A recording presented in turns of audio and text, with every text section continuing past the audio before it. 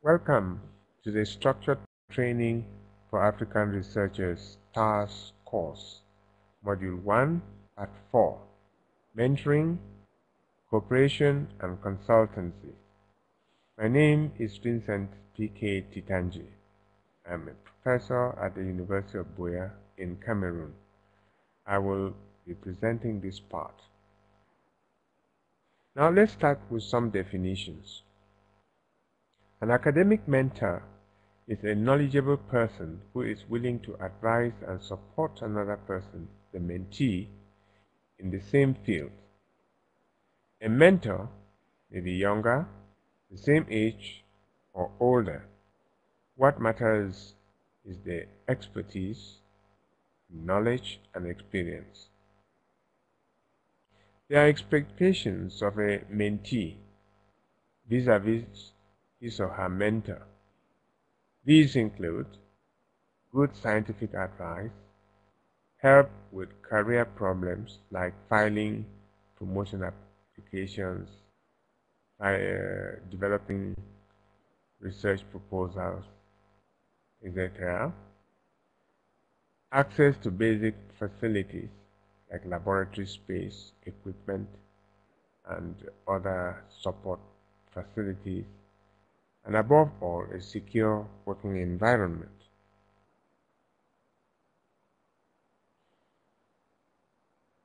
The mentor too has some expectations. He would expect normally that the mentee carries out specific research tasks within his team or her team, represents the mentor when requested to do so, for example, at workshops, symposia, and other meetings, joins the mentor's network of former students, postdocs, and other mentees. And in some cases, this type of network develops very well and may even be international in character, and it could have far-reaching impact in terms of providing mentors for new adherents. But in all cases, one should avoid excesses and exclusions. Where to look for a mentor? In our view, your PhD thesis supervisor is the natural choice for a mentor. But in some contexts, you may have left the university where you qualified and moved into another context, and it would then be necessary to find a mentor. In this case, senior academics in your universities, senior academics in learned societies at home and abroad can provide opportunities for you to select a mentor. Also, advertisements, symposia, workshops, and conferences are further opportunities to select mentors. The thing is that if you are looking for a mentor, you should keep your eyes open, because the opportunity can arise at many different occasions, and then you should seize them.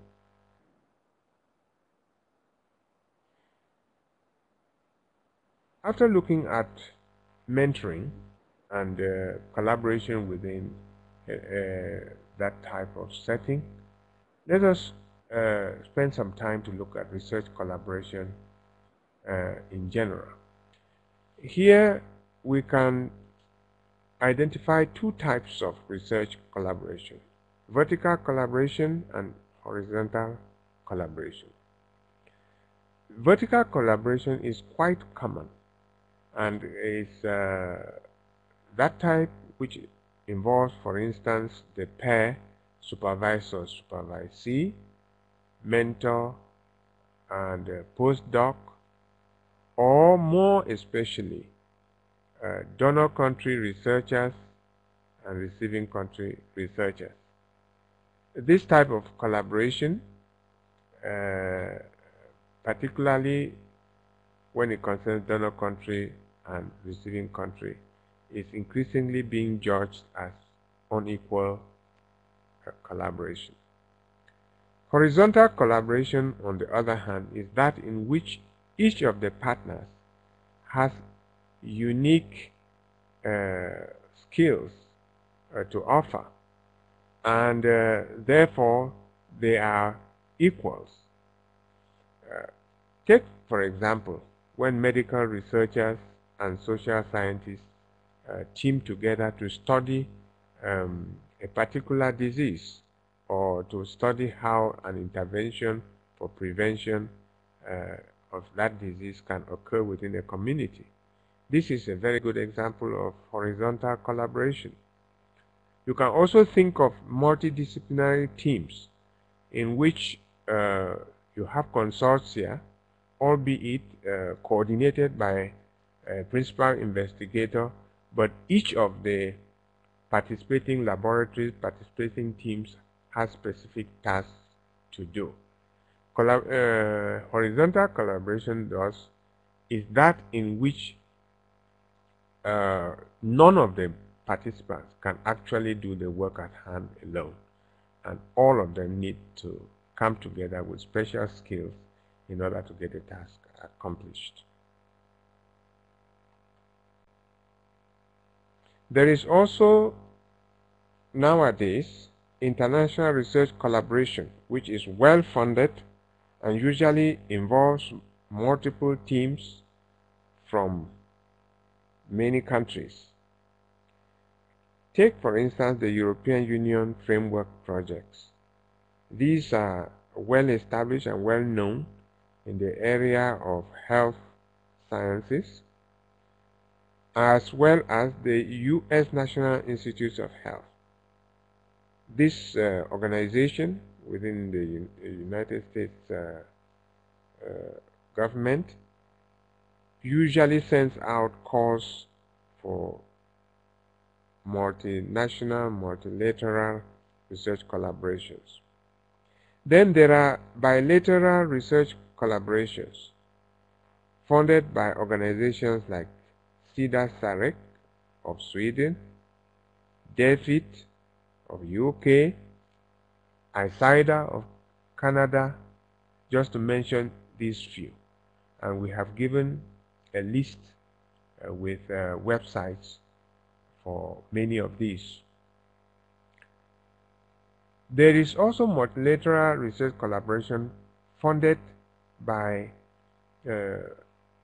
non-governmental organizations like the Bill and Melinda Gates Foundation, the Wellcome Trust, and so many others.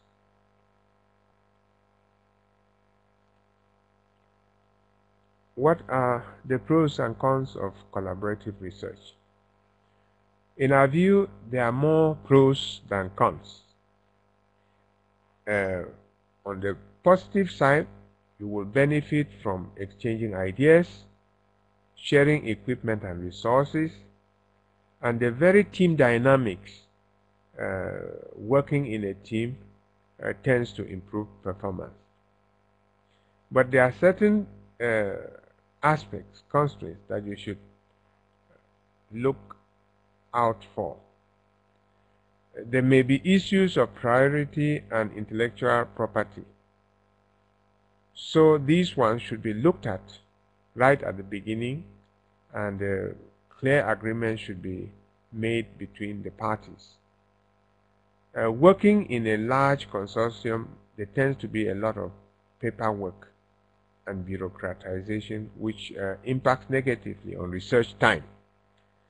And some researchers fear to be completely open because they think that if they expose their ideas, they may be scoped. But as I said much earlier, I think these constraints can be managed if we select our collaborators carefully and work with them in an upright and forthright manner. When to collaborate and when not to collaborate or when to go it alone? Well, we know that literary scholars and social scientists tend to work alone. Even mathematicians and philosophers also tend to work alone. But experimental scientists tend to collaborate, especially in multidisciplinary, multinational type of research undertakings. However, researchers of all categories need to show proof of independent research competence. We wish to emphasize that when in a collaborative venture, each researcher should bring in something and also seek to progressively grow up to the status of principal investigator. Thus, when to collaborate and when to go it alone. I would say collaborate at the earliest opportunity, but move on alone if you must. The next aspect that we want to look at is consultancy work. And specifically what we want to ask is, how can consultancy work add value to your research? Because in the university environment, there are many opportunities to carry out consultancy work. As would like to first start by looking at the pros and cons of doing consultancy work. The pros are very obvious: increased earnings, but then it can be a potential source of research funding, and the consultant can make contacts with potential users of research results. And in the course of carrying out a consultancy, you might generate new research ideas which you will then use later on. And consultancy can be done in all disciplines, so don't feel excluded. Even though our colleagues in the social sciences, economists, accountants, and engineers usually have more opportunities for consulting. There are constraints of doing consultancy work as well. It may be time consuming, it may delay or prevent publication of results. And again, here we have intellectual property concerns. If discoveries are made in the course of doing a consultancy, to whom do these rights belong? They have to be negotiated right at the beginning of the consultancy work. And finally, when the consultancy is very successful, sometimes the academic may be tempted to abandon his regular teaching job. Therefore, a careful balance has to be made so that one can draw profit from doing consultancy work whilst remaining a dedicated university teacher, researcher. The art and craft of doing research is our next concern. Unlike art, craft must be taught and learned. That is, how to do research has to be taught and learned. And this course, STARS course, is one such example of training researchers. Developing the craft of any particular discipline depends upon the nature of that discipline. The craft of a scientist is very different from the craft of a literary scholar. You have to find out the peculiarities of your craft and try to acquire the necessary skills.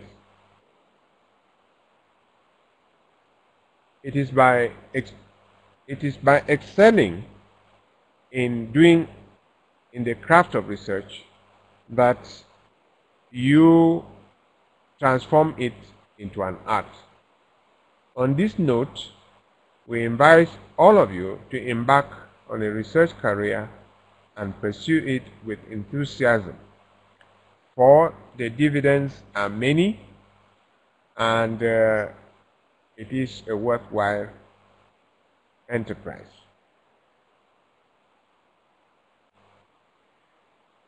Now we've come to the end of the entire Module 1 presentation, and I invite you to quickly go through with me through the assignments. Assignment 1, Task A. Start a research diary and enter as many topics as you can think of over the next 3 days. Check the validity of the topics and concept notes that you have done, following instructions given in box 3 and 4 of your manual. This is an individual assignment which I propose that it should begin immediately after this online seminar, and it will be due in 2 weeks. The group leader at your university will collect your concept notes to give to your coordinator for review and feedback. Please read parts 1 and 2 of Module 1 before attempting this exercise. Assignment 1, Task B.